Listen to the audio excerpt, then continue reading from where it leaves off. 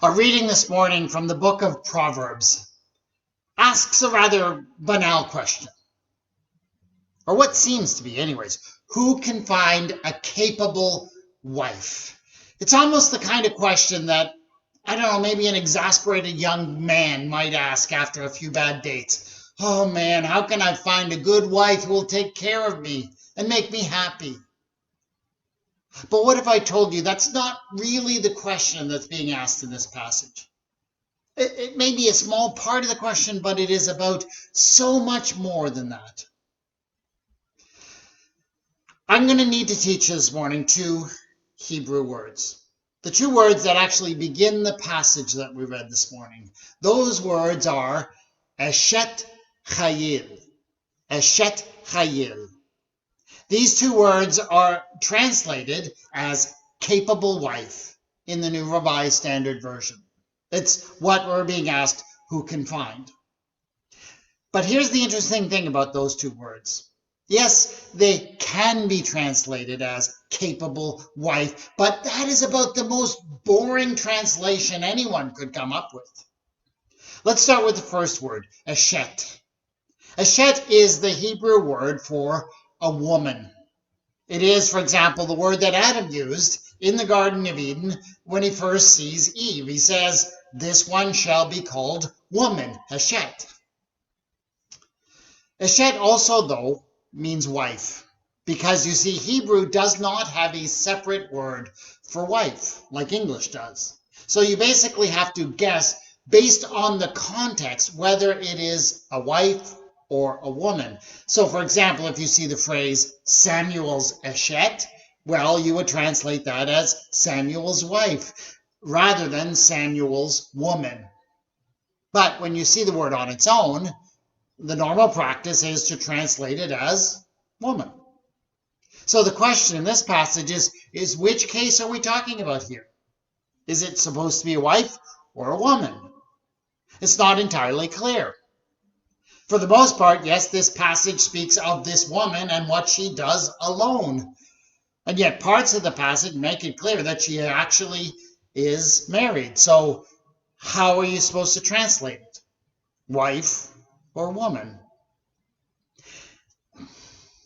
And here's where there's a bit of an advantage to be preaching this passage over Zoom, where I can actually see your faces.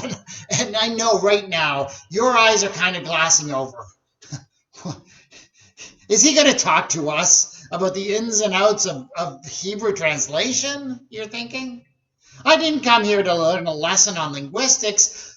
I came here for a sermon that would help me live my life better, right? And yes, I'm here to preach a sermon. But to answer that question, whether we're talking about a wife or woman, is really important in order to figure out how this passage applies to our lives. It matters whether this passage is talking about the one or the other. It matters because some people have used this passage and because of how people have used it. Sometimes people have used it to teach women that they can only live praiseworthy lives as wives operating exclusively within a household. So it matters a great deal whether we're talking about a wife or a woman in this passage. So that's the first word. Eshet means woman. Let's move on to the second word, chayil. Now, once again, chayil can be translated as capable. It's a perfectly acceptable translation. The word does mean one who is able to act or to do. But here's where I'm not quite sure the translation captures the real flavor of the original Hebrew word. Because you see, this word is mostly used in the Old Testament to describe men. And when it is applied to men, it is generally used to describe men who are strong and powerful warriors. And so it's usually translated when applied to men as men of valor or mighty men. And that makes me think that a translation like capable woman doesn't quite capture how this verse would have been understood by the people who first read it. There is no question that there's a dynamism, a power in the Hebrew word that goes far beyond the capacity of the idea of capacity or competence. This is an exciting woman, a woman who blows you away, who impresses you when you think about her. That's the kind of woman this passage is talking about. So I really do not think that a translation like capable wife really cuts it in this passage. The traditional Jewish English translation of this verse would call this woman, in this passage, a woman of valor. And I think that sounds about right. That sounds exciting. And if you really want a real challenge, something you can take to heart, I don't think you can do better than that. So I'm here today to speak specifically to women of faith and say, yes, this is something you can aspire to. You can become a woman of valor. So, the big question is, what is that going to look like? What are we being told in this passage that a woman should aspire to? How can you become an eshet chayil? Now, as I said, people often use this passage to try and convince women that they should just be content to be housewives. This interpretation doesn't just depend on whether you translate that first word as wife or woman, because, of course, the whole passage does paint a picture of this woman of valor and what she is like. It is true, for the most part, that we see this woman in this passage acting and behaving in a way that's pretty typical for an ancient housewife. So she spends her time preparing food and making clothing for her family. She apparently takes such good care of her husband that he is apparently able to spend all of his time sitting around in the city gates hanging out with the guys. So some have taken from this passage that the message is that the only way that a woman can shine is by being a wife and a mother. But I've got to say that's a very shallow reading of this passage. I mean, yes, the woman in this passage does spend most of her time in domestic chores, but I do not think we should take from that domestic duties are the only acceptable way for a woman to spend her time. See, the Bible was produced in a society that did impose some very severe restrictions on women. This woman sticks to those limits that are imposed upon her. But I do not believe that it makes sense that that's what makes her a woman of valor. These limits are placed on her. They're taken for granted both by her and by everyone else around her. These limits are not what make her extraordinary, and no one would have seen them as making her a woman of valor. So we need to look closer at the passage. And when we do, we notice that this woman doesn't just stick to strict limitations that have been placed on her. We see, for example, that she considers a field and buys it. With the fruit of her hands, she plants a vineyard. Now, let me tell you something. Real estate speculation was not something that was seen as an ordinary female activity in that world, nor was the management of crops. And yet that is what she is doing. And so she steps outside of what is expected of her. She pushes the boundaries. And I think this is clearly one of the things that makes her a woman of valor. Note that she also engages in trade, bringing food from afar, and also in creating goods that she sells through merchants. So her sense of enterprise is very clear, and it is very admirable. But this too was not something that was normally within the scope of what was considered to be womanly activities. So I think there's an argument to be made that what the Bible calls a woman of valor is not simply a woman who sticks to the duties that society tells her she's supposed to do. The Bible celebrates this woman because she boldly steps outside of those limitations that have been placed upon her. Let me tell you something. I know many women of valor in this congregation, indeed in every congregation that I've been blessed to be associated with. You are women, honestly, who inspire me.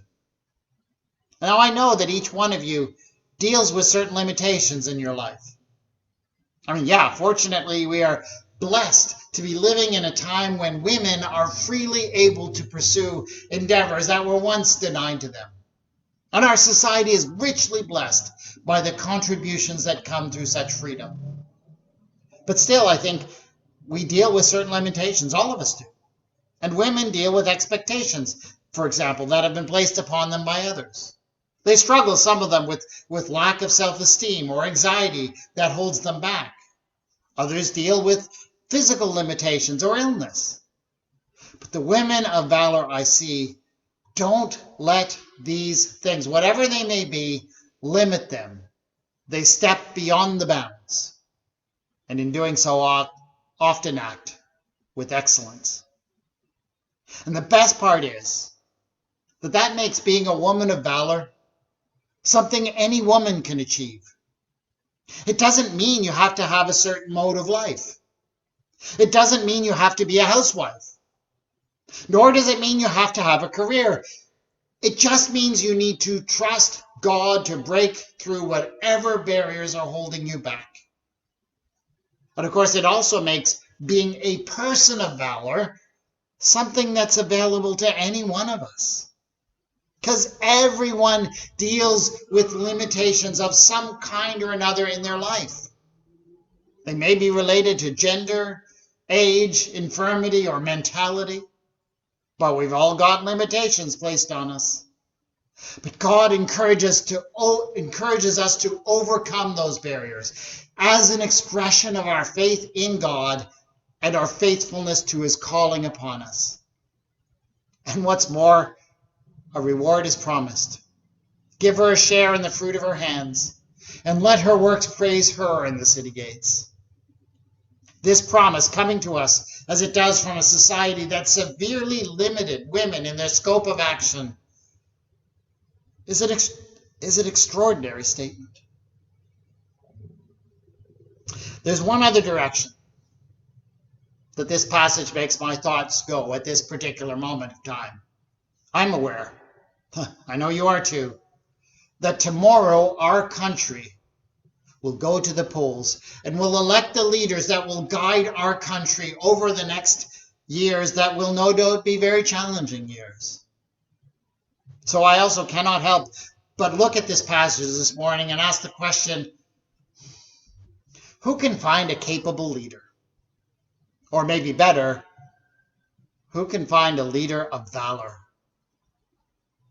Now, I do not think it's my place to tell you who you ought to vote for tomorrow. In fact, I'm not even going to tell you who I intend to vote for, not in this forum anyways. But I will tell you this. If you want a good description of the kind of leadership we need, I think you could hardly do better than this description of a woman of valor in the Book of Proverbs. Because it is actually very helpful to think of the nation as one big household to which we all belong. And a good leader is going to look after that household much in the way that this woman in this passage looks after hers. So let me just pull out a few verses and let's just think about how they might apply to the tasks that lie ahead of us and for the federal leadership we might need. She is like the ships of the merchant. She brings her food from far away. Doesn't that say something about the role of international trade? She considers a field and buys it. With the fruit of her hand, she plants a vineyard. Yes, I think we may need to make national infrastructure a priority. She perceives that her merchandise is profitable. She opens her hand to the poor and reaches out her hands to the needy. Yes, any leader is going to have to think about how you're going to respond to those who fall through the cracks. She's not afraid for her household when it snows, for all her household are clothed in crimson. Strength and dignity are her clothing, and she laughs at the time to come. Oh, would it not be a good thing to have such an eshet chayil as our country faces the crises that I'm sure are yet to come? Oh, to be blessed with such leaders who maintained such priorities. Now, I know, practically speaking, it's not going to happen in this election, that a literal woman of valor will head the party that will form the next federal government. I do pray that day will come soon. But maybe today I'm going to pray the next best thing, that we could get a man almost as good as an eshet chayil, a woman of valor. Thank you for the incredible challenge you give us, O God, in this picture of the woman of valor in the Book of Proverbs. By your strength, let us all strive to overcome the limitations that others have placed upon us. Amen.